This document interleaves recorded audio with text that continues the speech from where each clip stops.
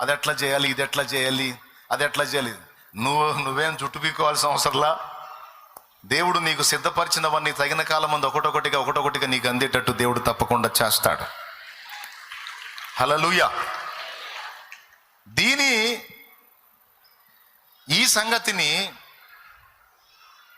నీవు విశ్వసించిన ఎడల విశ్రాంతిని అనుభవించగలవు. ఈ సంగతిని విశ్వసించని ఎడల నీవు అవిశ్రాంతిలో, ఆవేదనలో, దుఃఖములోని నీ బ్రతుకును తెల్లార్చుకుంటావు. నేను నా జీవితంలో దేవుడు నాకు నేర్పిన పాఠం ఇది.